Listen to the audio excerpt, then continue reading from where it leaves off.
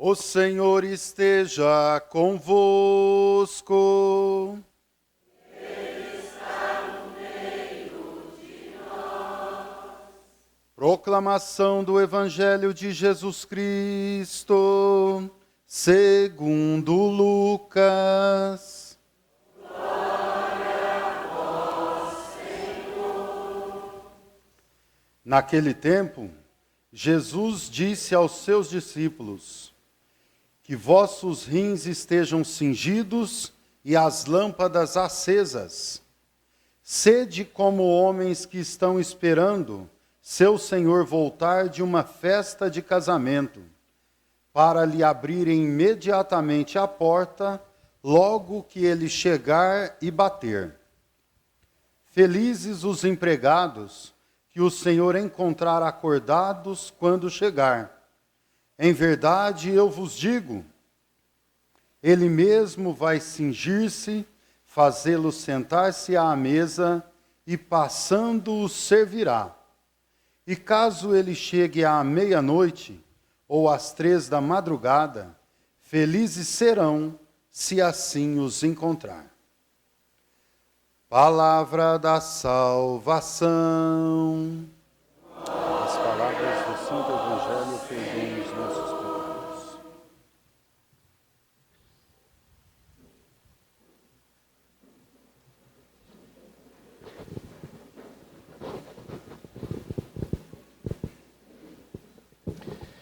Meus irmãos, nós estamos lendo nas missas de semana trechos de uma carta que Paulo escreveu, e a gente poderia dizer assim, é a carta que ele caprichou um pouco mais, né?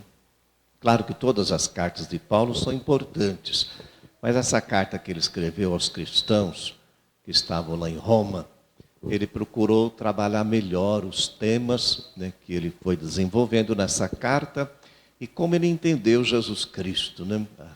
Entendeu a fé, a religião. Nós não sabemos se ele visitou essa comunidade, se ele conheceu pessoalmente, talvez no final da vida, né, que ele morreu lá em Roma, né? Mas ele conheceu mais através de um casal, né?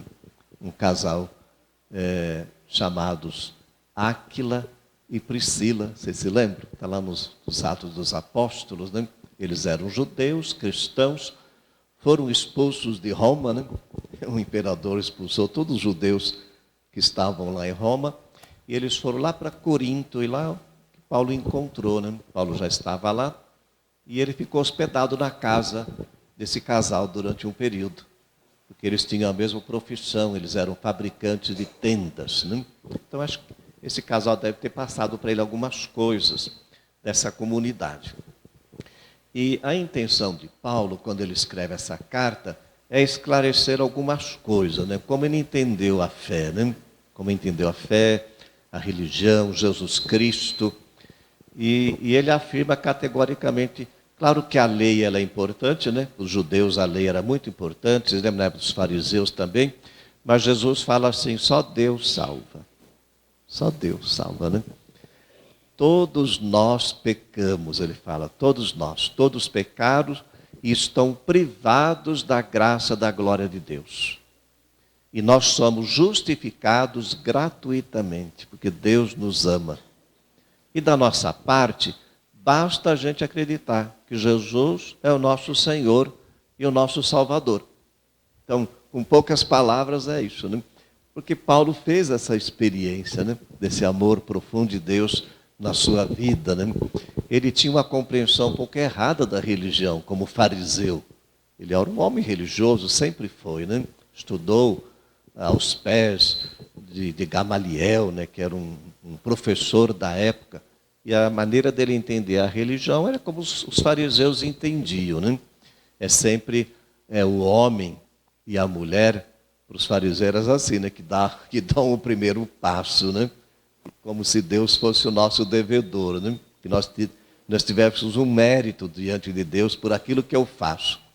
E Jesus falou que não é bem assim, não, né? E Paulo entendeu depois que não é bem assim. Quem nos ama primeiro é Deus, né? Ele nos ama, né? Ele que nos salva. E nós vamos procurar corresponder com a nossa vida, com a nossa miséria, né? Com a nossa fraqueza. Uma das chaves de leitura dessa carta, como ele fala muito do amor de Deus, é justamente essa experiência do amor, né? Então eu vou lembrar só alguns trechinhos para vocês também entender. Quando ele inicia, escrevendo para esses cristãos, tem uma hora que ele fala assim, olha, vocês são amados por Deus e chamados à santidade. Isso é para nós também, viu? Isso é para nós. Porque é assim que Paulo entendeu o cristianismo. Nós somos amados por Deus. Né? E ele não cobra nada da gente. Jesus morreu na cruz por amor, né? É isso. A gente pode até fazer uma ligação já com o padroeiro de vocês, São João Paulo II, porque era isso que ele falava, o texto que ele escreveu, né? O Cristo Redentor dos homens. Olha. Só tem uma pessoa que pode nos redimir e nos salvar. Né? E é uma mensagem tão atual essa, porque hoje o ser humano busca salvação em tudo. Né? A gente busca cura para cá, cura para lá, não é isso? Não está errado isso, né? Felicidade para cá, felicidade para lá.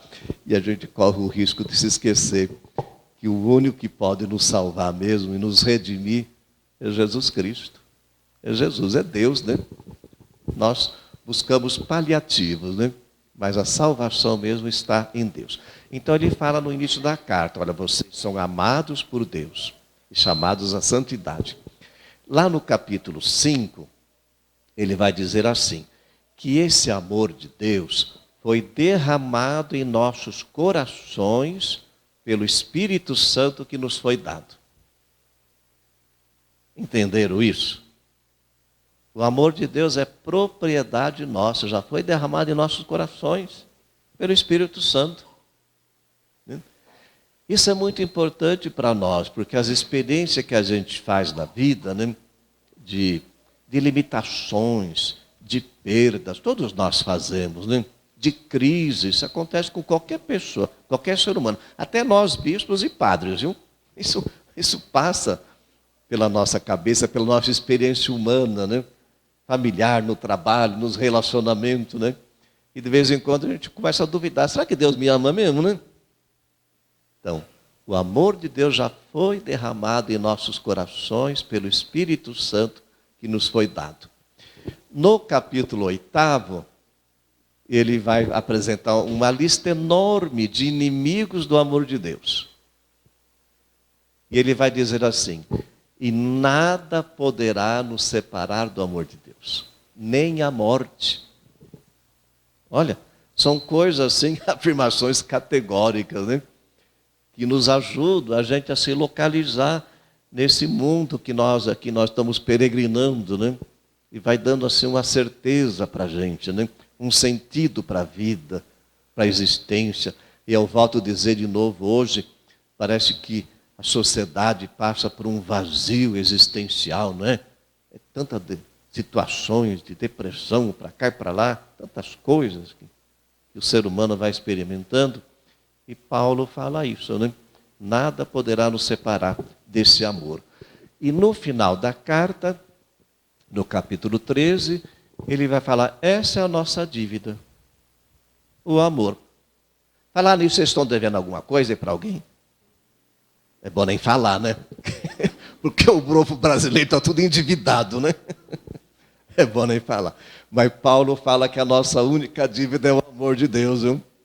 Mas é bom pagar também as dívidas humanas, né?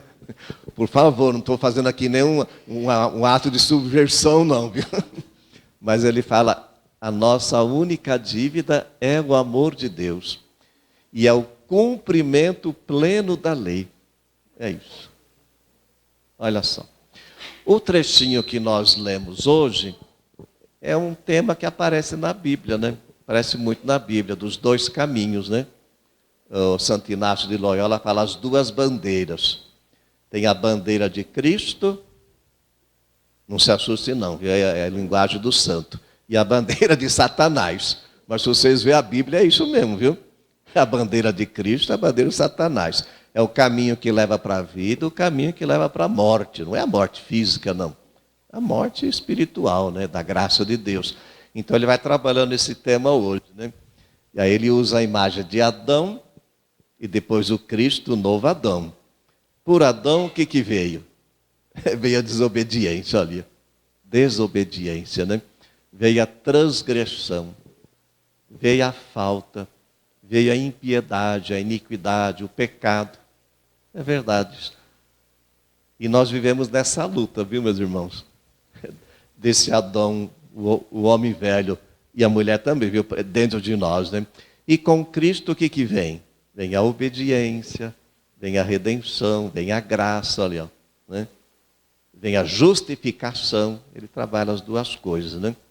E no final ele fala, onde abundou o pecado, superabundou a graça. Para mostrar que a graça de Deus é maior. Né? E aí está a nossa esperança, a nossa força, né? A graça de Deus é maior. Será que não acreditamos nisso mesmo? De vez em quando a gente fica assim, né? A graça de Deus é maior, né? Então, é o trecho que ele fala aí, né? Agora, essa graça de Deus, a nossa vida espiritual é mais graça de Deus, viu? É mais ação de Deus. O caminho que nós fazemos de oração, de espiritualidade, é mais ação de Deus do que ação humana. Mas Deus quer contar conosco. Tá certo? Então Jesus hoje passou também uns conselhos para nós. Né? Ele falou assim, ó, vocês têm que ter os rins cingidos. Você sabe o que significa isso? Ou as lâmpadas acesas. São duas imagens que ele usa para falar que nós precisamos cuidar bem da graça. Né? É que nem um vaso de barro, né? A graça pode quebrar, não é isso? Mas não é por causa de Deus, é por nossa causa. A graça de Deus é sempre graça de Deus. Mas eu, às vezes, deixo passar essa graça. Então, ele está falando da vigilância. Quando os viajantes caminhavam a pé, né? Eles iam caminhar, eles amarravam, cingiam os rins, e amarravam um pano, assim, uma cinta, né? E aquilo facilitava a caminhada. Então você tem que ter os rins cingidos. Quem é? Tem que estar preparado para caminhar, né? Todos nós, viu? Ou as lâmpadas acesas, senão a gente não vai conseguir enxergar o caminho, né? É um tema da vigilância tão próprio da Bíblia, né? Que Jesus está falando hoje, né? Vigiar, cuidar, né? É uma sese que nós devemos ter, que os santos ensinam muito, né? A vida é graça de Deus, mas eu faço o meu esforço. A sese é o esforço que você faz para progredir na fé e na santidade, contando com a graça de Deus. Então, é um pouco esses conselhos que Jesus passa aí no Evangelho de hoje, né? Fazendo uma ligação com a vida de São João Paulo II, no início dessa passagem, desses conselhos que Jesus dá, ele fala assim, não tenhais medo, pequenino rebanho. E quando São João Paulo começou o pontificado dele, o que ele falou, que vocês cantaram hoje aqui? Não tenhais medo. Aí. Ó, só Jesus que pode falar isso para nós, viu? Só Jesus, né? Não tenhais medo, tem essa autoridade, né? Mas o Papa, em nome de Jesus, ele falou isso para nós também, né? Não tenhais medo, né? E falou desse Redentor. Como tem uma ligação, né? A palavra com a vida desse santo, né? Esse santo marcou profundamente a nossa história, né? A nossa vida de igreja, a minha, Padre Márcio. Você entrou no seminário que ano, Padre Márcio? Você entrou mais cedo que eu, acho, né? Ah, foi depois. Em 78, quando o Papa foi eleito, não é em 78? Eu estava, em outubro, né? Eu estava, né? É isso. Eu estava no meu período de discernimento. Eu entrei no seminário em 79. Em 80, o Papa foi lá em Aparecida me visitar. Não, vocês não estão acreditando nisso não, né? Ele veio visitar o povo brasileiro, mas ele foi lá na minha casa, viu? Na verdade, ele não foi na minha casa, não. Quase não queria nem deixar a gente entrar. Já contei isso para vocês, já? Porque ele foi lá em Aparecida, né? Eu morei lá 3 anos, fiz filosofia lá, 79, 80, 81. E ele foi lá para dedicar lá toda a igreja, o santuário, né? E foi almoçar lá no nosso seminário, né? E nós tínhamos uma credencial para a gente poder participar lá da missa e depois voltar para casa. Deus nos acuda, né? Com tanta segurança. Com o João Paulo II na época, né? E quando nós fomos querer entrar na nossa casa, não queria deixar a gente entrar. Não, os guardas não queriam deixar entrar, não, segurança.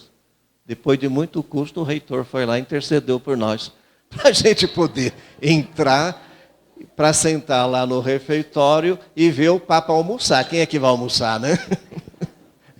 Quem que vai almoçar nessa hora? Nós ficamos só vendo lá o Papa. Mas foi a oportunidade de conhecer pessoalmente, né? Mas acho que cada um tem a sua história para contar, né? E é um Papa que ajuda muita gente a amar Jesus, né? Amar a igreja, né? Amar Nossa Senhora e cultivar a nossa fé, um homem de profunda fé. Tem tantas coisas que podia falar, né? Mas vocês têm um grande santo, né? Um grande padroeiro. Santo em vida, né? Vocês sabem que o povo falava isso, né? Então, parabéns, né? Pelo dia de hoje, por São João Paulo II, pela comunidade, que ele possa, de fato, interceder por cada um de vocês. Amém?